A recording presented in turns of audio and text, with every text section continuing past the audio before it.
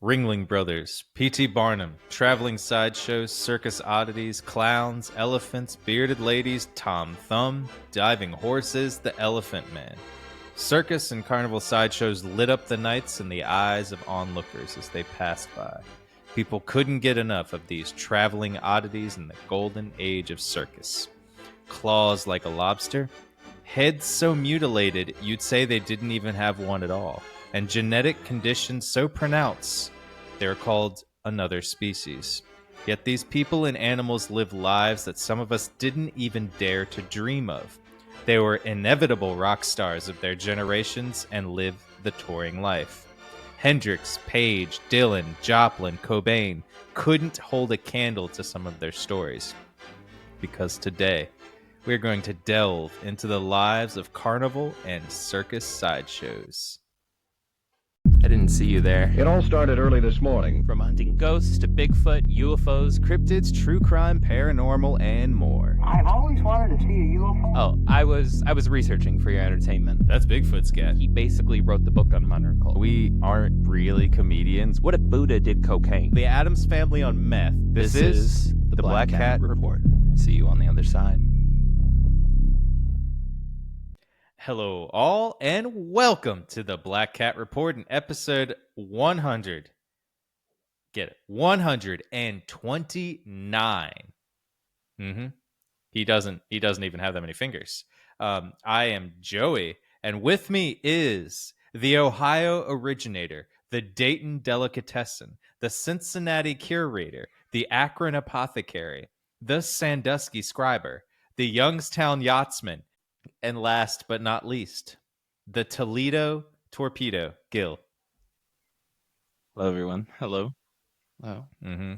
That was your nickname in high school, I believe, Toledo torpedo. Amongst others, yeah. I feel like my official nickname was Mr. Gilbert Bentley. Could you please report to the principal's office? That was closer to my nickname. Yeah, but that was the adults, what they called you. Yeah, that's true. Yeah. Well, before ladies called me episode, Toledo torpedo. Silence. They didn't call me. Oh, they called you. Oh, wow. That happened. Well, it did. It didn't actually happen. None of it happened because they just didn't call. And the ladies called me. Sorry. Crickets. That was his nickname, Cricket. Before we get into today's episode, we want to let you know that you can follow us on patreon.com/blackcatreport and get some awesome cool things too. When you join, we give you a free upgrade to our librarian level. Is that correct, Gil? We usually give everybody a free upgrade to librarian level. We'll give you something. Yeah, something. We give you an upgrade to something. Well, you can get some of our lost episodes that we've never released there. And, we just never released them because we just did something better. They're good episodes. They're just on there, ready for you to listen to. You can also get Cup of Joey, which is also coming out on May 4th at 10 a.m. So you'll get a chance. We also do Game Nights Live, which me and Gil, we had to cut from last week, but for no reason. But it just happened. You can also, go ahead. You can also catch all the fun updates for all the things that we're doing, anything that we can get involved in. Look, hey, we're in desperate need of subscribers. I'm going to be honest with you. While we do have a lot, we're greedy and we want more. Always more. So if you work for the NSA, for the CIA, the FBI, pretty much the only one we don't want is the IRS. Any other three-letter agency. They can stay away from me. Yeah. We got you. Join up, have fun. We constantly have a lot of content coming out. I don't want to make this too long of an intro, but I will say that if you are joining us on Friday during the YouTube premiere of this episode, don't be bashful. Don't be shy. Join us tomorrow, Saturday, May the 3rd? May the something 3rd. like that. May the 3rd. May the 3rd, for Beer, Booze, and Boogeymen, which the link will be in the show notes. 7:30 p.m. Eastern, 6:30 p.m. Central, 5:30 p.m. Mountain Time, and 4:30 Pacific Time. So yeah, just keep going back, and then we don't accept any of the other farther back. If you have to do it yourself, you have to do it yourself. Yeah. Yeah. Well, the episode for Beer, Booze, and Boogeymen is called Deathbed Confessions, and we got some awesome ones, and we're excited about this episode. Gil, can you tell them how they can be a part of that episode? Yeah, it's super easy. Go to ghost.beer. That's GHOST.BEER.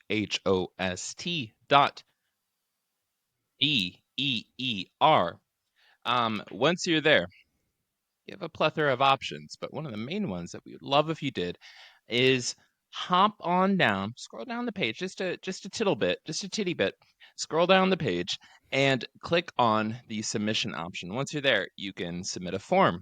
You can submit a voice message. You can send us an email. You can link to a Google Doc. All right.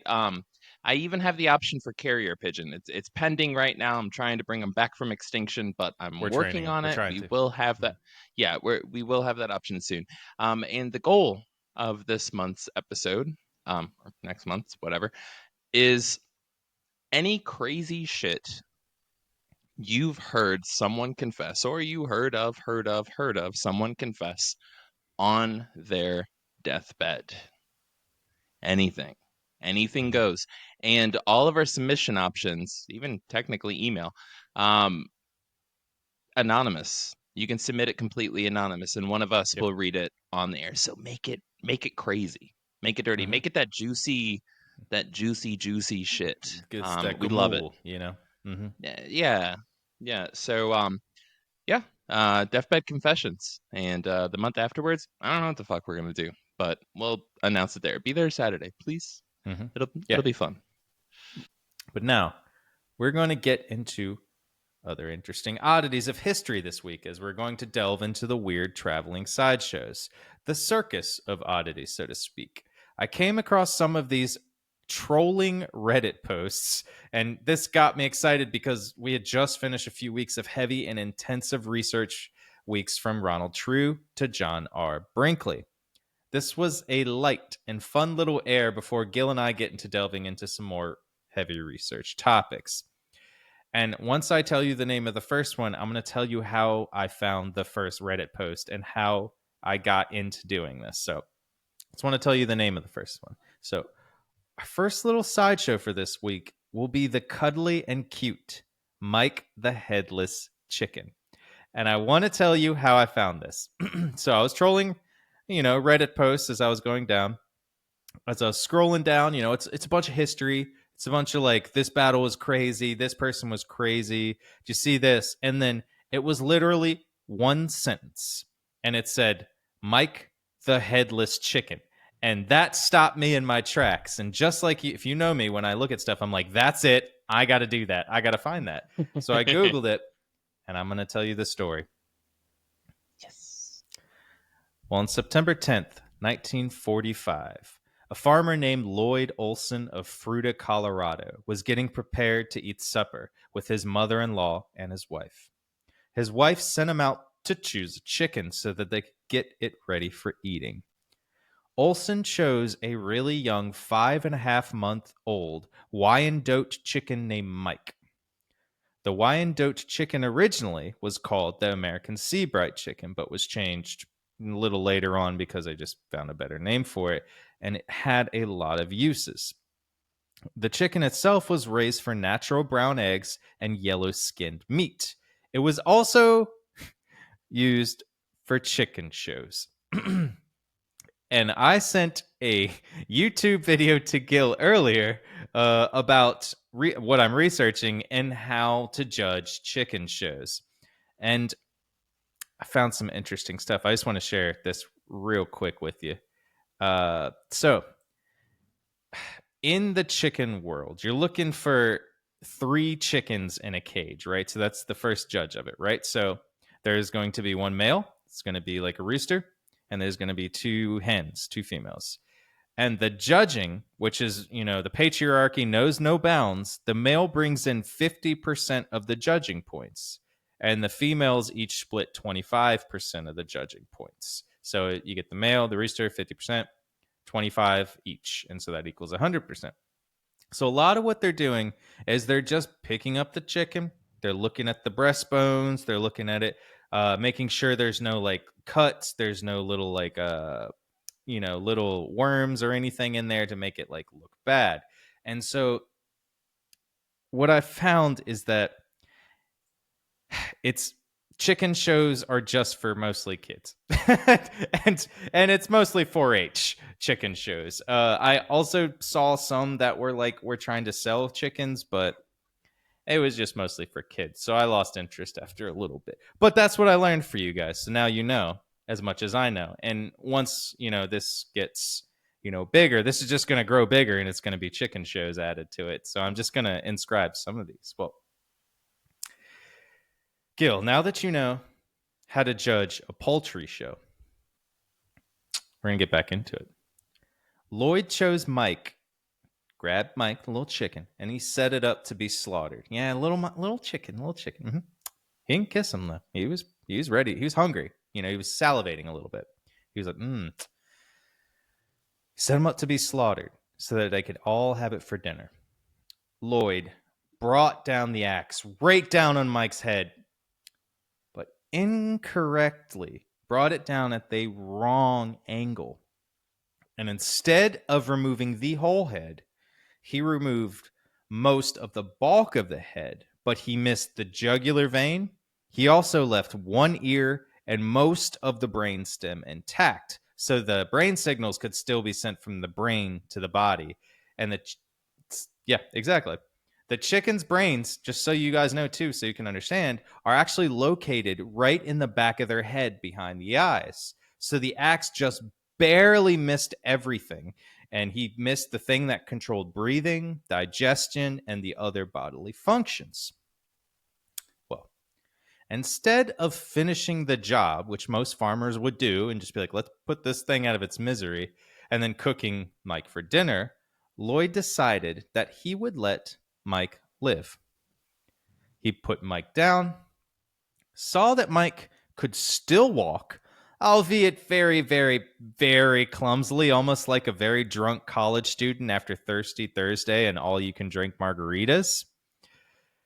But Mike could still walk. Walk is a relative term. Well, Mike still headless chicken and Mike can walk, wait. We'll work on the lyrics. Yeah, we'll get a song going. Yeah. Well, had him, lost him. Yeah, it's all good. Well, Mike still attempted to preen his feathers, peck for some food, and crow, make a nice little peck.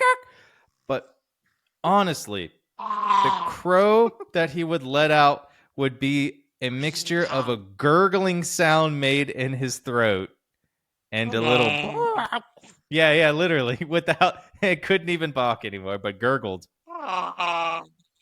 Almost like a Chewbacca chicken. Oh, it's a mixture of Chewbacca and chicken. This is a vegan episode. It is a big if you want to know how the sausage gets made, this is what happens. Well, because Mike couldn't really swallow large food or anything solid due to pretty much the whole head being gone, Lloyd took his time feeding him a mixture of milk and water in an eyedropper, and specifically picked out very miniature grains of corn and worms to feed to him. I'm making judgments about him and his wife, sexual life. This dude had way too much time on his hands, and he was just like, well, I guess I'll just meticulously feed this headless chicken, because Lord knows I'm not getting laid tonight. You know what it also tells me, too, is that they might have had like a chicken, like their kids. Either they couldn't have kids, which it did never mention that they have kids, or that they or that their kids like flew the nest, flew the coop, so to speak. Makes sense. Yeah. Mm-hmm. That tracks. Yeah. Well, Mike pretty much lived on for a good while, and Lloyd, after telling his friends about this chicken, decided that people would definitely pay money to see this. So he decided he's going to go to a few poultry shows. He took him on a few poultry shows. Everybody loved him. Was like, dude, does that chicken have no head? Headless fucking chicken. Yeah. It's a circumcised cock right there. That's a big deal at this time in history. Yeah. It's just a little bit of deal. Little bit less of a deal, though. Yeah. Well, Mike and Lloyd started going on a career of touring sideshows on October 22nd of 1945, which was only a month and a half after Mike's beheading, which I would say was a career-defining move any actor would do if that would get them into a Marvel movie. They would behead themselves. I've done more for less. Let me put it that way. Mm-hmm. Time magazine came and photographed Mike and featured him in an article, which actually you can read if you want to go online today and read the article about Mike. Oh. Could you imagine After Mike's Instagram account these days? Just like, it would. I'm just feeding huge. my chicken. It's just like a straw, and he's just shoving it down his little chicken throat. Mm-hmm. People would make a lot of inappropriate jokes about that. Yeah. Nowadays, it would not be good. I'm here for it. Yeah, I would watch it. I would follow. I would follow too. Mike the Headless Chicken. Done. Yeah. TV show. It would get a HGTV show just being like, Mike, what do you think about this new house? Chicken, yeah. Sure as hell can't see. He plucks around and bucks, and we all are scared of he. Mike the Headless Chicken. Mm-hmm. I want to say he lives by the sea, but he doesn't. He's like in the Midwest somewhere. Yeah. Mm-hmm. I wonder if he could swim. He could swim without a head. Yeah, I guess so. Would probably just be more floating, but yeah. I mean, a cock's natural habitat is somewhere wet. This makes sense. Yeah. Well, after they went touring for a little bit and Time Magazine took them under their wing, Mike and Lloyd, the dynamic duo, went to Long Beach, California to perform in front of the returning troops from the Pacific.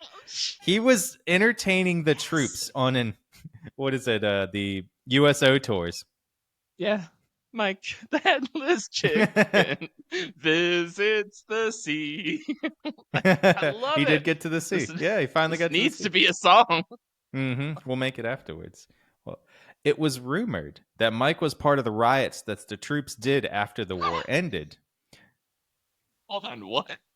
I just made that up. That was actually a joke. What the fuck did you But he was close. He was there in time for the riots, though. When they rioted in San Francisco and they went crazy in California after the war, raping people and doing crazy stuff. He was in that area of the world at that time. So I'm not saying it didn't happen. I'm not going to say he's related to Herbert, the time-traveling chicken, but it's adding up. I'm just saying. It is adding up. It sounds like it could be. It sounds like it could be Herbert, who is the Count of Saint Germain's best friend, time traveling buddy. His best friend is time traveling his cousin, I guess, because that's the only thing that really tracks here. Is like a cousin would have to be time traveling, Yeah. Mm-hmm. It tracks. Yeah, it tracks. Yeah, it tracks. Well, to see Mike, you would have to pay 25 cents at the time in 1945, or what would be about $4 a ticket today. So he's hitting pretty good for a literal headless chicken. It's pretty cheap to see him at his peak beak. Well, Mike was actually worth $10,000 in those days, which is now $140,000 today. So a chicken worth $140,000. Mike was hitting it hard, and people were flocking to see him. Up to 600 people per day. I'm just going to keep rolling through these puns, by the way. Please keep going. Now, in what seems like an otherworldly way, Mike continued growing throughout this time. Because remember, when his head was cut off, he was only 2.5 months old when he was beheaded. And chickens grow up until they hit the 1-year mark and become full adults. So he's just slowly getting bigger with no head. So it's just like it just gets bigger. So I don't know how to like even say He's how a that grower, does not a anything. shower. Yeah, Is what he's you're a trying to grower. say. Yes. Yes. Now, Mike was touring other places such as Arizona and Nevada as well, just hitting that whole West Coast. Well, just as his head was cut off just short, so was its life. At 2 years old, Mike would die. So sad. In March 1947, at a motel in Phoenix, Arizona. Not He kidding. overdosed on fentanyl after. Mike would gargle his last balk. After a long day of performing, Mike wanted to settle down and rest with some chicks and cluckamine. Well, unfortunately, just like Jimi Hendrix, Mike started choking on his mucus in the middle of the night in the hotel room. And Lloyd had left the syringe they used to take out the mucus from Mike's throat at the chicken show that day. And Mike choked to death as Lloyd and his wife looked on. Just like Hendrix. He was in the 27-month club. Mm-hmm. Yeah, actually. Well, now, there was some contention on the story at the end because Lloyd had told people at that time that he sold Mike to another promoter, but he was trying to keep it so that promoter can use that and get money for it because he was worth a lot. Yeah. But later on, Lloyd himself admitted that the chicken did pass in that hotel room in 1947. Now, that's not the end for old Mike. Because every year in Fruita, Colorado, they have Mike the Headless Chicken Weekend, complete with a 5K called Run Like a Headless Chicken Race. They have egg tosses, a chicken cluck-off, chicken bingo.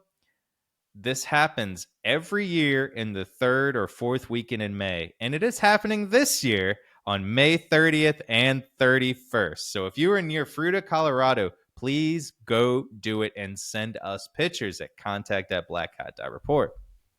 Can we put links and just full on support this in the show notes? Yep. Yes, we will. Like I want to support this. Needs to continue into history. Mm-hmm. I would say it needs to continue into like obscurity, but it's way far past that. It needs to keep going. Yeah. yeah. It was obscure the first year. I want to know how did they pitch that to the mayor at the time? They're just like, I know we're here to talk about the new water filtration system that's being installed on 37th Avenue, which I am a resident of, as you know from last week when we talked about blue algae, all right, and its incredible health benefits. Now, came across a little bit of history. Now, I know this cock ain't from here, all right? It's a little bit of cock history. Cock history is what I'm trying to say. I know this cock ain't from here, but some cocks are legendary, and they're just like, the whole city council is just sitting there just tuned in. They're like, sir, please, we are actually trying to figure out how to cut down on Giardia infestations throughout the city. 14 children have died. If you want to talk about children, you need to talk about cocks. Everybody knows that.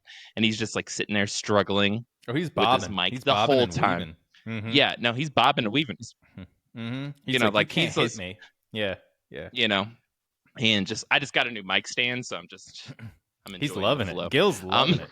That. Look at he's that. Muhammad Ali in it right now. Sturdy, stiff, perfect. His mic is floating like a butterfly, stinging like a bee. Yeah, that's right. I don't have anywhere to go with that. I really do want to picture just that. Now, I heard tale about this headless cock, and the guy refused to call it a chicken. He's like, I heard tale about a headless cock from this area. Now, the children need something to inspire them to stay in our beautiful city of Frutilia, which I'm just going to make up the name. Yes, that's exactly what it's called.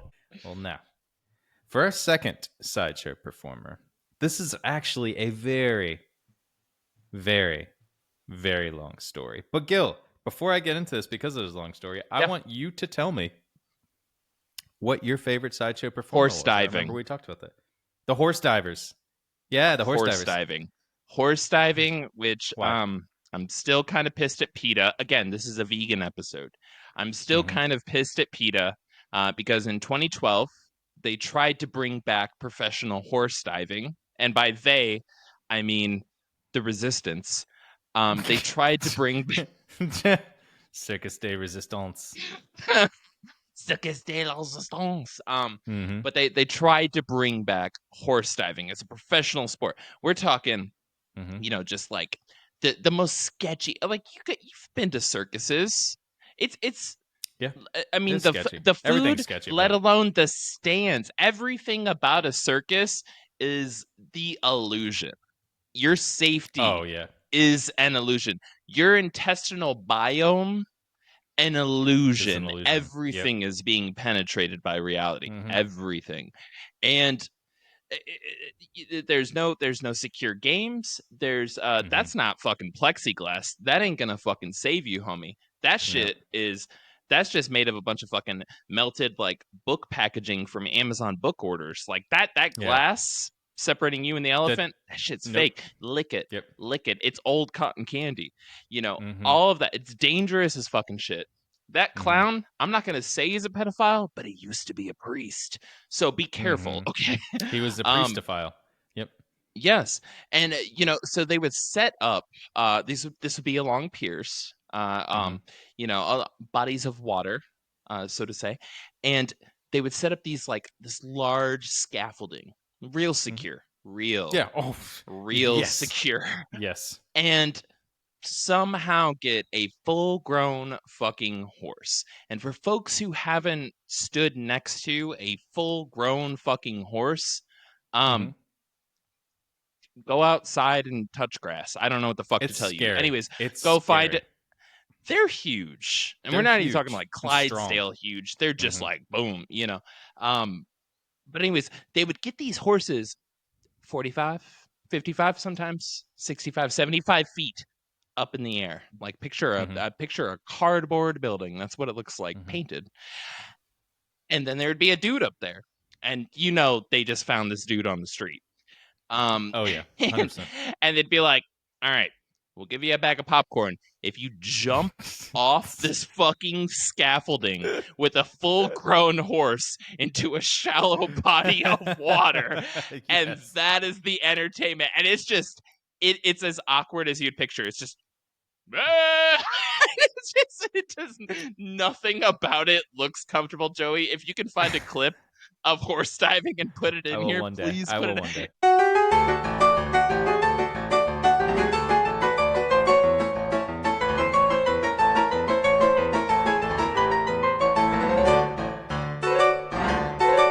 It's just like if you've ever ridden a horse, your nuts hurt and your vajayjay, whatever wiggle bits you got, they hurt after riding a horse. You really got to build up a tolerance to that. I can't imagine the pangs you will have after diving with a fucking But anyways, splash and just into the water, and everybody's just like the most magnificent everything. Jesus came back after 3 days, but he didn't dive with a horse. That's what I'm saying. That's what I've heard. That horse dived for my sins. All right. I honestly have no idea how they thought of that. I know it's fantastic, but like who in their right probably wasn't in the right mind. Who was like looking up like running from gambling debt? Like, gambling Somebody debt. Crab Boy was running from gambling debt against the bearded woman and just fucking dived. And Barnum and Bailey was sitting there like, you know what? I got another idea. Old P.T. Just Barnum. Popcorn at the pier, just watching them. Yeah, I love it. I also love to picture Crab Boy just on a horse, like, and he's like, well, at least he went back home to the water. Yeah, and it's funny that you should say Crab Boy because the next one is going to be probably my favorite story that I read. This one is about Grady Stiles Jr. which is his real name. Grady Stiles Jr. was born on June 26th, 1937, with a genetic condition called ectrodactyly, or like a cleft hand or split hand. The split in the hand was caused by a missing middle digits. So, in essence, looked like a lobster claw-like hand. As Gil is definitely mirroring it right now. The syndrome itself is commonly referred to as lobster claw syndrome, just like you were talking about. Instead of the crab, just the lobster claw. And Grady, it was so severe that it also encompassed his feet too, so he was not able to walk. Exactly, Gil. Gil's definitely miming it, and he can say this because this guy was a piece of shit. So Glad I clipped my toenails today. Yeah. yeah. In fact, his family had a history of the genetic condition. Grady's father also had this genetic condition, and 2 of Grady's children had this condition as well. And due to this condition, Grady was forced to use a wheelchair for his entire life. And it was said that that is what made him so freakishly strong, is that he was using the wheelchair and he had to use, as much as he could, his upper body to get him where he needed to go. Please tell me that the rims on the wheelchair were bent so he can only zigzag.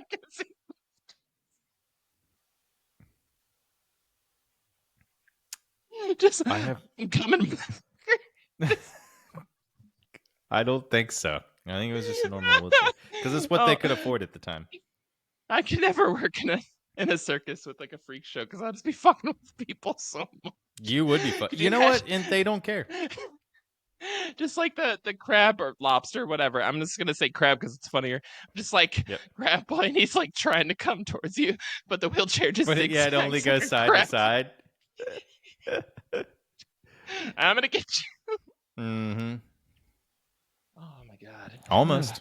Great visuals. Well, great visuals. Yeah. Thank you for. You know what, Gil? That's what we pay the big bucks for. The visuals. We do. Mm-hmm. Well, Grady's father was basically a traveling sideshow performer already before, because he had the same condition. He just wasn't as well known. So the whole entire Grady family blood was in the circus. Grady joined his father at a very, very, very young age. At about 7 years old, he started performing. So super young. For what I would call some of the golden age of circusry, he toured around with his father, being a marvel of seeing eyes of the United States, and he took on the moniker of Lobster Boy and would eclipse his father's fame. Now, his sideshow was pretty much him pulling himself up onto the stage and sitting on top of a cushion inside a probably sweltering tent in the summer into fall. That's the definition of demeaning. That's pretty bad. Yeah. But in his defense, he would famously start out with his show as saying, "Good evening, ladies and gentlemen. I am the Lobster Boy. This condition is not caused by drugs or diseases. It runs in the family." He just, throw it out there. What are they going to do? Mm-hmm. Yeah. Well, he gained such notoriety throughout this time that he was pulling in between $50,000 and $80,000 a season. And this is in 1950. That's 1950 money? Yeah, it's 1950 money. I would do some real nasty shit for that much money back then. I'd do that much for now. You know what I'm saying? But like, yeah. Bro, that's a lot. That's like over 50,000. I mean, it's probably in the 300 to 400,000 if we want to think of it, because they were charging the chicken 25 cents and it was $4. So, is this pre-Trump or post-Trump? You know what I'm saying? Because that really affects prices. You know, 1950s. I guess I'm gonna say it's is this a few months just ago a or little- right now? a little bit of pre-Trump, a little bit of Where are we pre-Trump, at? a tiny bit, yeah. Well, it was a lot for a Carnival Sideshow act, 50 to 80K. Damn. It's way more than I I'd make be a right now. lobster for that. Yeah. Oh, exactly. With you, buddy. Well, over the years of touring the country, Grady eventually lost all of his hair. And I don't know why I thought that's so funny, but I It just looked feel more bad like a because lobster. he's turning more into a lobster. So,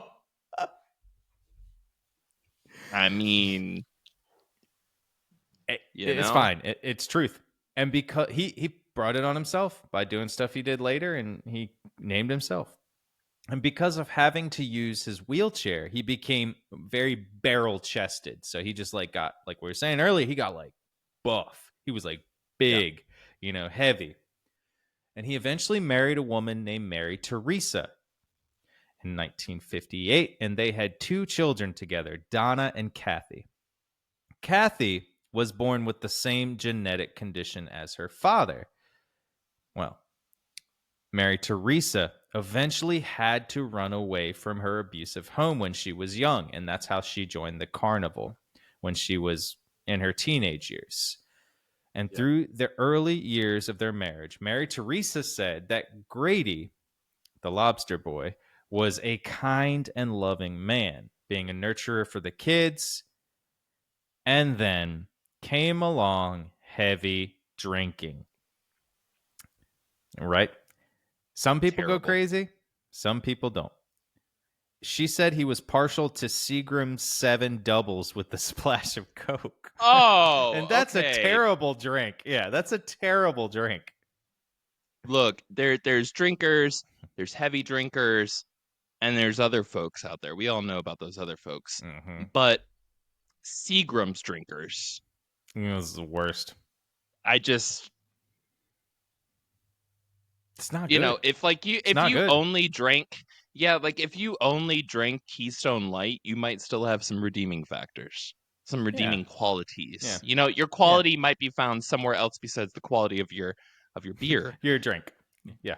Yeah, but Seagram's drinkers, dude, I think the most desperate I've ever been my entire life. And and you were there.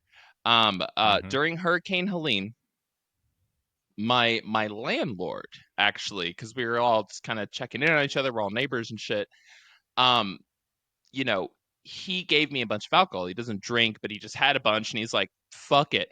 And I'm gonna be out. You were here. It was 10:30, 9:30 a.m. and the days afterwards, everybody in the city was plastered. Yeah, because by the second and third. Second and third day, all we had was alcohol left, and so it was 10:30 in the morning, and we are just fucking whatever, man.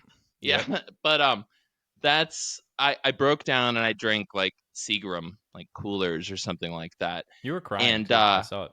I would. Yeah, I was crying. Well, I had to flavor it with something, and so I flavored it with my tears, my shame. Yeah, the Seagram shame. And I'm gonna be honest. Out of everything that happened, that was probably the biggest tragedy.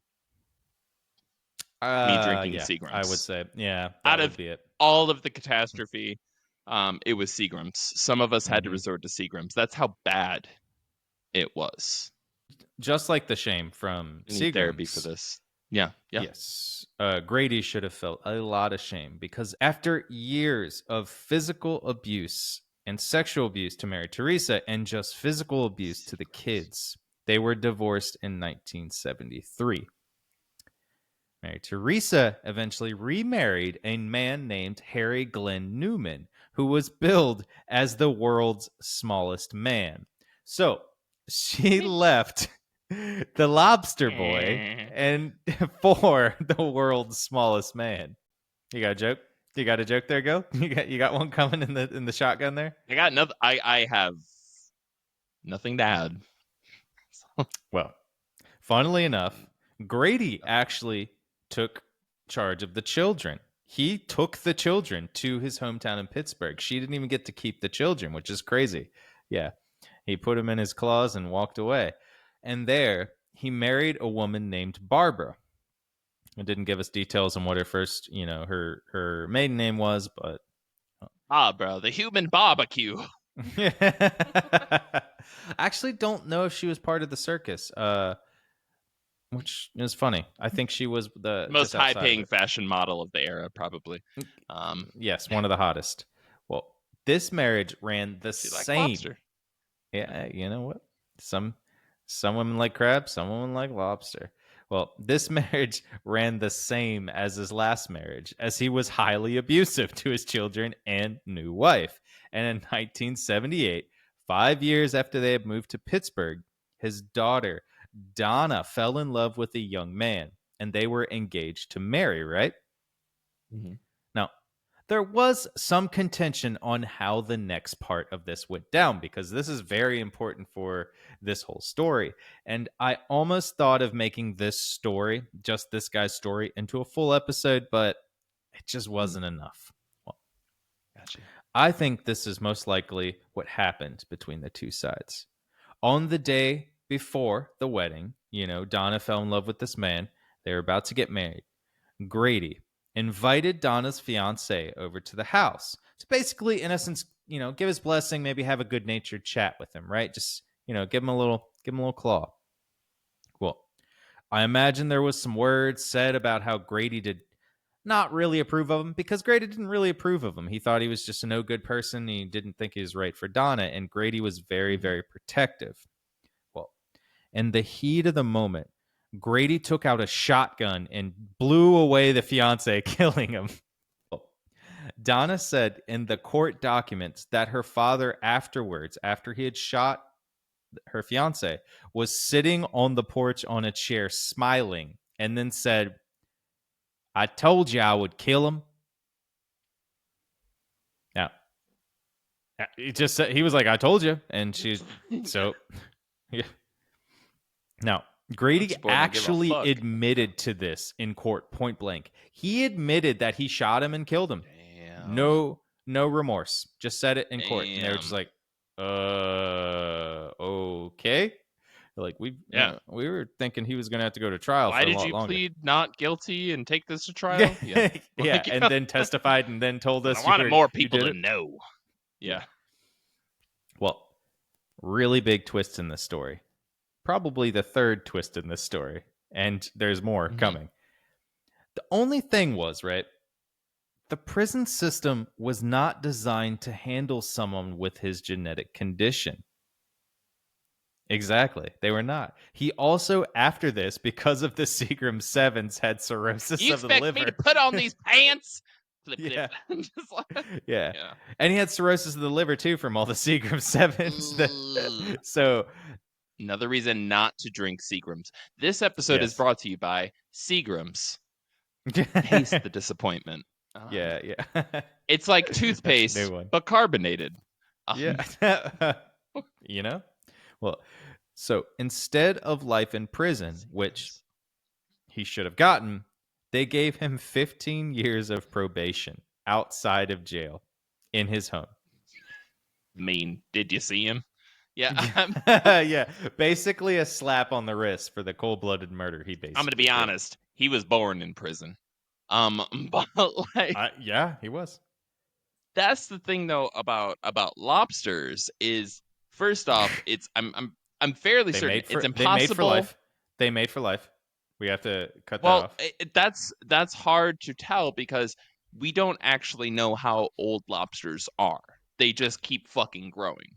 They basically do the lobster. It's like the monster mash, but it's a lobster mash. They just they molt into a new hard shell. They're bugs. They're fucking bugs. Don't they not? And sometimes they die. They just get too big.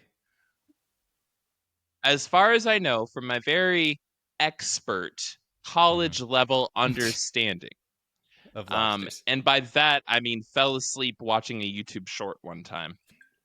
No, he picked out his lobster in a. You can trust this. At the no, Red Lobster. I'm fairly sure scientists, I didn't say which scientists, but scientists, a group of scientists have no clue how old lobsters are. there's no way to tell. I know that like blue lobsters are like kind of a big fucking deal, and if you're in Maine and shit, they have to like throw them back, and there's like a whole ceremonial process, like no touchy. But like as a whole, like lobsters are anomalies. They're just kind of like out there. You know, they're kind of like, what is it, like the Icelandic shark or is that right? The Greenland shark? No, I think I don't know, one of those fucking cold ass places. You don't know about the ancient shark still alive? Nope. The whole species of them? I'm pretty sure it's the Greenland shark, now that I think about it. Greenland shark gets so fucking old that like literally just like loses its eyesight and just has fucking parasites, like little cooked spaghetti hanging out of its eyes, and it just lives in like the coldest fucking darkest regions, and it's like, I've been around since before, and just like swims around. Greenland shark, cool as fuck, ancient as fuck. It's really hard to date them, mainly because they don't get cell phone reception that low. They down don't there. text. They're not good at texting back. Yeah, that was real bad. Yeah. And their eyesight's very tender, so they very. Yeah, and it's crazy because they mumble. There's a little. 90% of mumble rappers are Greenland sharks. Proven. Well, obviously, after these two big shotgun blasts, they got divorced, and Barbara and him got divorced. But in what would be another real weird turn of events, he then remarried his first wife after she had left the world's smallest man and came back to the Lobster Boy in 1989. And not too long after that, the beatings began again, and he was just as abusive as before. He hadn't changed.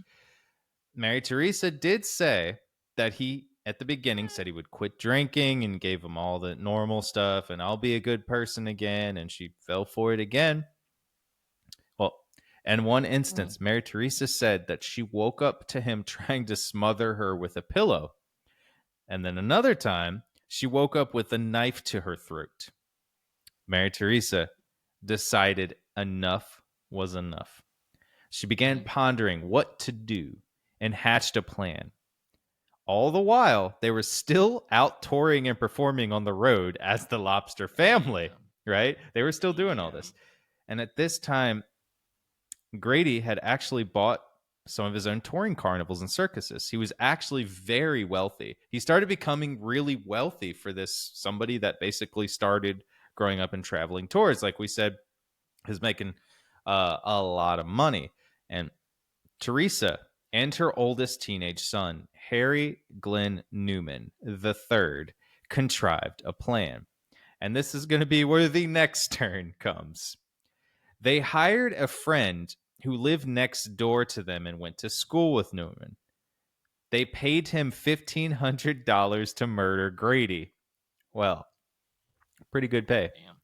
On November 29th, 1993, 19-year-old Chris Wyant, who lived next door to them, snuck into the house and hid in a back room, waiting for Grady to return home. Once Grady, doing who the fuck knows out wherever he's going, but once Grady had returned home and sat down to watch some TV, Chris Wyant snuck into the room and put two .32 caliber bullets, boom, right into the brain of Grady, ending the Lobster Boy's life and probably one of the most highest earning sideshows ever. Damn. Sorry, Lobster Boy.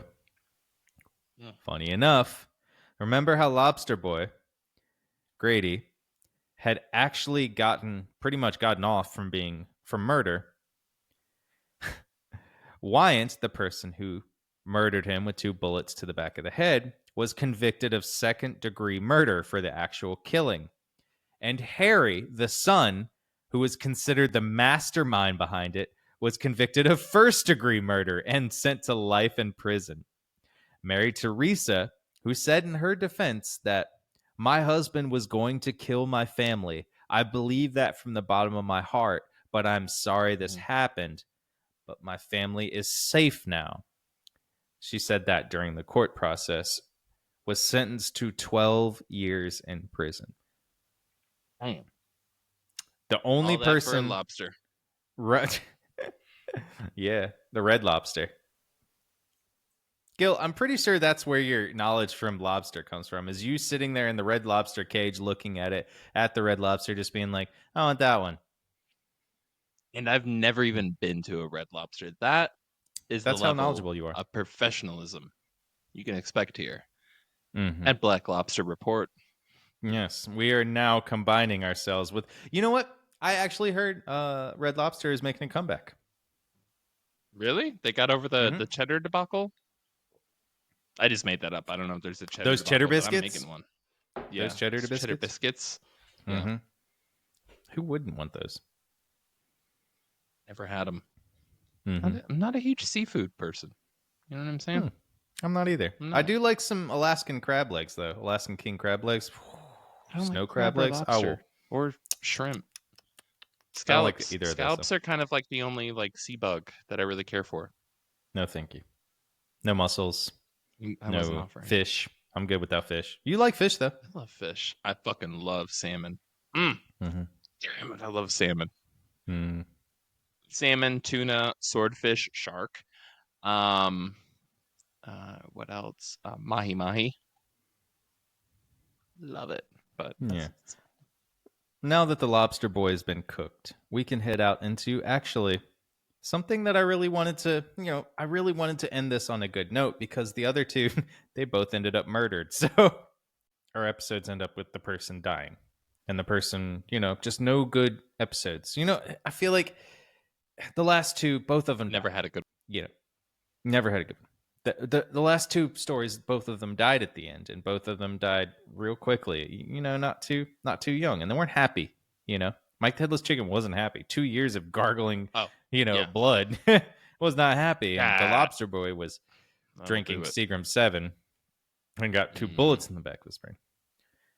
So this was billed as the strangest romance in circus history. And the last story, the marriage didn't turn out too well at all. But in this story, we're going to talk about a circus sideshow marriage that turned out to be the best of us. And I don't know if you've ever seen that show, but I'm not even going to name the show, but I don't know if you've seen it. I haven't seen it. This Is Us. Priscilla Roman, or the Monkey Girl, as she was known on stage, was born in Bayamon, Puerto Rico on April 26, 1911. She was known as the Monkey Girl, not because of just her full head of dark hair, but also because she had a layer of coarse dark hair covering her entire face and entire body. She also had 2 rows of teeth, adding into that different looking teeth to kind of make it look a little more monkey-like, She was diagnosed. Yeah. She was diagnosed as having a genetic condition, and there was no cure. She was eventually diagnosed with hypertrichosis, which to this day still has no cure. It's just basically covered in hair, pretty much. And the only thing you can do is just shave it. She almost looked like 2 partially inflated basketballs shoved into... He's just going to use that description for everything from now on. Everything. You know how long it took me to come up with that? I need to get as much mileage out of this as possible. It was such a good one. Well, because of all the trips to the doctor to kind of diagnose her, Priscilla's family was broke and in need of money. They agreed to let her be in an exhibition at 3 years old. So young. Damn, that's rough. Yeah. She started performing. Just talk about I was going to say talk about a nepo baby, but no, just talk about a used kid. Oh, yeah. No, this is worse than Macaulay Culkin. Mm-hmm. Yeah, this is Macaulay Culkin.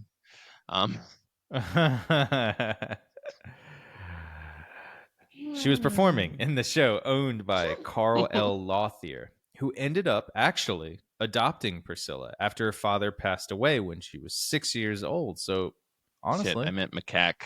Anyways, yeah. Well, sorry, Joey. We need to run it all the way back. We need to start over again. Macaque Calkin. That's what I meant to say. You call us a bird. Well, I'm from Ohio. It's the excuse. Yeah.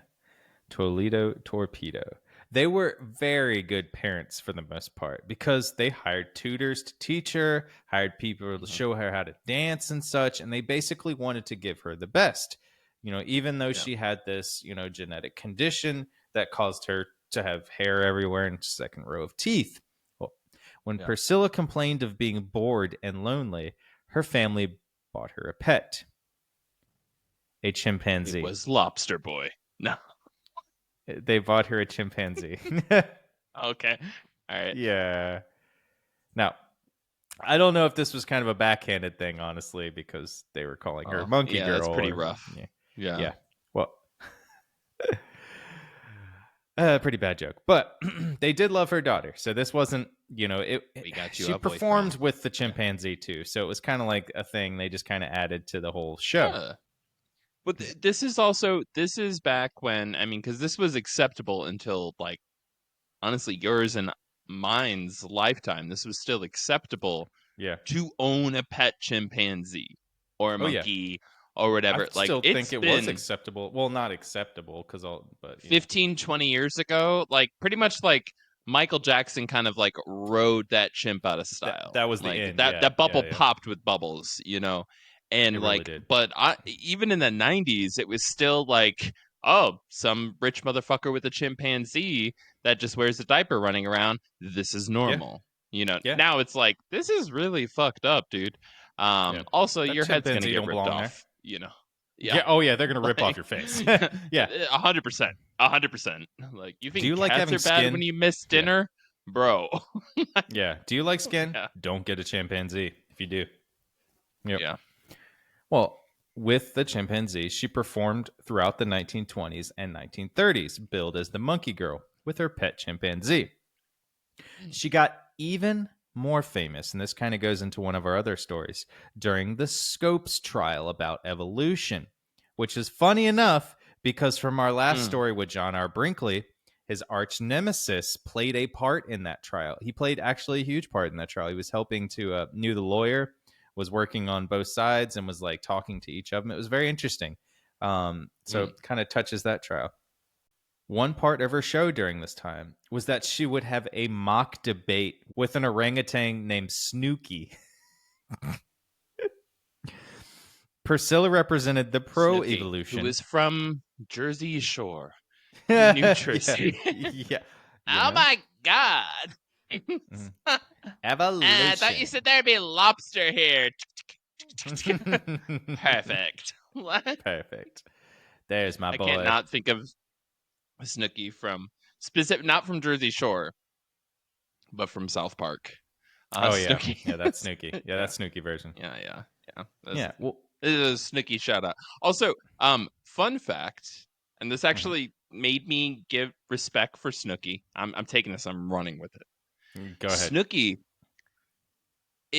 This might bring us down a few points, but fuck it, I don't care. It's actually legit. I heard a fascinating interview with Snooky about their belief in UFOs and aliens and how they had their own personal experiences. And it was nice to hear them off camera, still behind a mic, but off camera, and kind of talking on like this like pretty, I would say, niche and nerdy, like down and dirty, but really good podcast. So if you want to hear some crazy shit, y'all should go look up Snooky talking about aliens. Snooky is a huge Snooky, come on the show. she's never coming on. Will not, no. She's never coming on, and that's okay. And that was our Jersey Shore moment. But okay, yeah, that was the situation. Well, Joey's like, mark and delete later. Deleting. Yeah. I'm not deleting that in the video. I'm deleting that in my brain. So, yes. 2 bullets to the skull.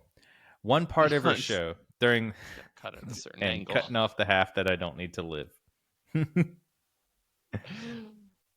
Well, one part of her show during this time was that she would have the mock debate with the orangutan named Snooky. Priscilla represented the pro-evolution side, and Snooky argued against it, apparently.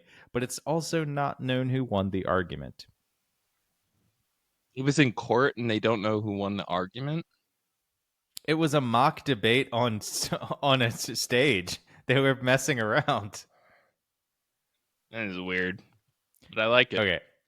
Yeah. We are talking like circus sideshows, so it's okay that it's weird. Yes. This is normal. It's okay. Yeah, It has to be weird. Yeah. And this is this, Yeah. but it's going on. It'd Like be they're weird if it doing this wasn't. at the same time of the trial. That's why it's so okay. big. Is because the Scopes trial was happening, and they used this. They used the monkey girl. They used Priscilla, and then they used an orangutan to kind of jokingly poke fun at the trial. And that's why they were doing it, is because everybody at this time knew about this trial. And then they were like, let's Yeah. go see, now that we've watched the trial, you know, we got there and went and watched trial, let's go see a monkey and a monkey girl like argue about evolution and anti-evolution. I think the monkey won. I think the monkey won. He just like picked up a rock and just knocked her the fuck out. And they were like, technically, by law, he just won. By monkey law. Well, you know, you never know. We don't know monkey law. We don't know monkey law. Gil's lobster law, though. Well, in 1936, she was traveling with Johnny J. Jones, Triple J, Exposition's Oddities of the 20th Century show, when she would meet the love of her life. Name's J3. Johnny J. Jones. J3. J3. His name's J3. Yeah. Pretty famous back in the 20s, 30s, and 40s and 50s. Oh, J3 was huge.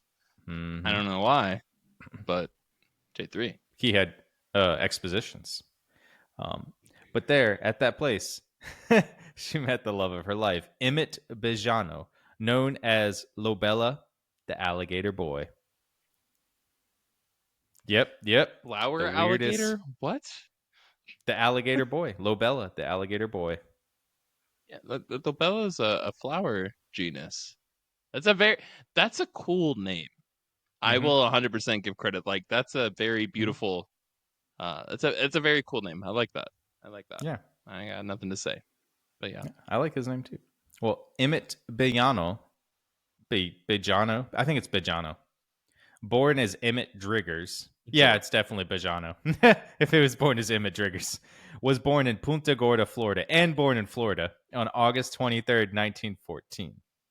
His parents divorced at around 6 years old, and his father put him in an exhibition with Johnny Bejano of Morris Castle shows. And just like with Priscilla, when Emmett's father died, Johnny Bejano adopted him, and that's how he got the last name from the person who ran the Sideshow act. Emmett had Lemarlo.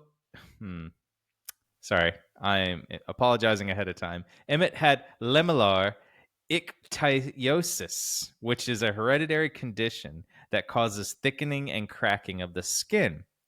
It itself shows kind of like reptilian scales, hence the name Alligator Boy. Again, just like with Priscilla, there is no cure for this, though there were some remedies. He would constantly oil his face and hands so that the skin would soften out for a little bit. So he's just constantly oiling himself up. And he would do that and wear really long sleeve shirts and like very big collared shirts. I feel like he was a big turtleneck guy, just to hide it so people wouldn't notice In like Florida. weird stuff. Yeah. In Florida, right? Yeah.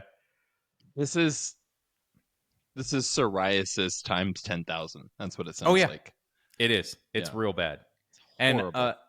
And while you're watching, I'll put up photos of this stuff, of these two, so you get to see everybody. But after his shows, he would have to be dipped in ice baths due to his skin not being able to sweat like everybody else's to cool down because of the cracked skin. It was so tight and like caught up against his body, he couldn't sweat. So he had to be dipped in ice baths, or else, you know, he would overheat. It would get real bad. Ouch, dude. Yeah. He was a poor guy. Poor guy, honestly. Like, these two are great people, so I'm just ruining it for you. They're great people, nothing bad. This is horrible. Yeah. Well, when Emmett and Priscilla met, they felt an instant attraction. And with their very, very, very similar histories, they eloped just after a few months. I know, it's so hard. Hell so yeah. Yeah. Hope. And in So here for January, this. I know I'm too, and so I wanted to end it on this. In January of 1938, they eloped. They had tried to have a child in 1939, but unfortunately, their child Francina passed away at 14 weeks due to pneumonia. I know it was one of the bad parts. It was so sad. Didn't see But that coming. Yeah. I know. They returned to the stage in 1945. What's funny enough is the child passed away not because of either of their two genetic conditions. It just died of pneumonia, and it didn't have either of their conditions, which is great. Well, they did eventually return to the stage in 1945 with Ripley's Believe It or Not tour, donned as the world's strangest married couple. So they are out So there strutting their cute! stuff together. So cute. Yeah. How do we, Joey? You've inspired me. I'm taking a moment. I'm Mhm. taking the mic. Take it. I'm taking the mic. So, if anybody, and this counts if you're listening to right now, if you're a member of the circus, if you're a member of a freak show, anything like that, hit us up. We will give you full access privilege to everything in our Patreon, because we tout Art Bell all the fucking time as kind of like the godfather of paranormal podcasting, right? Kind of running that shit before podcasts even existed. But honestly, the freak shows, the circuses, the side shows, this has always been a part of human, of being a human, is loving these types of things, and y'all are keeping that dream alive. So hit us up. Thank At you. some point Yeah. in the future. Just be like, hey, you don't even gotta give us your name. We just need your email. We will hook you up full access just for Thank you for keeping this weird ass dream alive. Anyways, Joey, being you you. left me inspired. I'm sorry. I had to take that. I love it. No, I'm glad. Feeling inspired over here. I want love to that say shit. is that, of course, they both got the normal people that would make fun of them, dote names on them. But Priscilla would always respond in the same way. I can see you for nothing right here, but you had to pay to see me. Boom! Oh, damn! Yeah, I was like, it. dang, hell yeah, Priscilla. Dude, she's a badass too. If you listen to her talk, because there's some stuff about her talking and like a lot of quotes from her, she's just like, I didn't care. I was living a good life and making money. I don't give a fuck. And she would say, I may look a little strange to the normal person, but what does that bother me? I'm still living a good life. And I was like, oh man, she's got it figured out. Yeah. Hell yeah. Full respect. Always be yourself. Well, there we go. Throughout the 1950s and 1960s, they performed with Ripley's Believe It or Not and eventually bought a home in Gibsonton, Florida, which is literally where all of these people lived in this story, except for the chicken. They were all the carnival and circus people retire and like live in this one town in Florida, Gibsonton. And if you really look it up, you'll start seeing this is where they like live. And during the off season and where like when they retire, they all go here. Okay. They eventually adopted a son named Tony in the 1960s and then named their property the PET Ranch for Priscilla, Emmett, and Tony. They were just living this great life. Cute. They both retired from performing in the 1980s to their property in Gibsonton, Florida. They actually were one of the few people, like few sideshow performers that actually got to retire and just live out their normal life. They did actually also star in a few TV shows and movies, which is kind of cool. They notably starred alongside Jodie Foster and Gary Busey in the 1980 film Carney. That makes sense. Which makes sense, yeah. It just makes a lot of sense. 90% of the film was just Gary Busey like... Gary Busey was the real Carney in that film. I think he didn't even need to go on a sideshow. Yeah. Well, to end it, they both passed away peacefully. Emmett in 1995, and then Priscilla in 2001. And again, I wanted to end our episode with just this beautiful story, heartfelt story, because I feel like in a lot of other ones, we talk about some terrible people, and we're happy when they died, but I was very sad that they died. They died peacefully and they loved each other. And they for so much. They talked about how much they loved each other and how much amazing it was to live together. And so the circus or carnival marriage, whatever you want to call it, was beautiful. And you know what? I'm here for it. Me too, bud.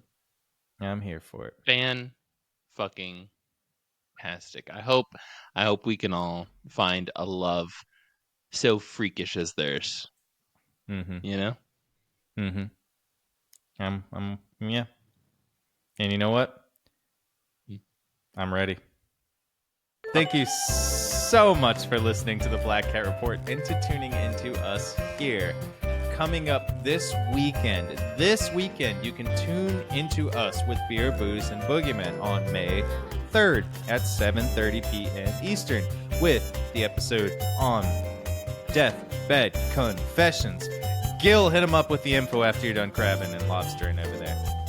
He just lobstered off the screen, so I'm going to give you the info. You can find it at literally ghost.beer. You can send in anything. You can do it anonymously. You can send it up. Gil is done. He's crabbing everywhere.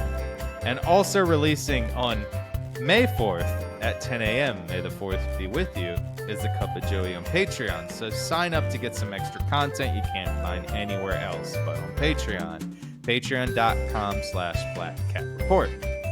And now, Gil and I want to especially thank our Patreon listeners and our special circus carnival freaks out there and all the ways and all the things that you do.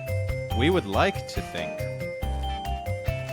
Tristan, Bud, Don, Thomas, Little Mystery, Bobby, Betsbay, Lucas, Tim, D, Max, Ian, Morgan, Dragon Paw from the Starblood Carnival Podcast, Tim Miller from Miller's Monsters, Marissa, Gavin, fearless leader of the chicken cult, Rachel, Av, Jade, Jackie, Yellow Bear, Dwayne, aka Snatchfoot, Alyssa, Bree, Michael Extreme, Kristen from the Paranormal Podcast, James, and most importantly, of course, gotta break the time for this one, our sexiest producer, Cuppy Kitty. Thank you all, and hope you guys have a wonderful day, night, evening.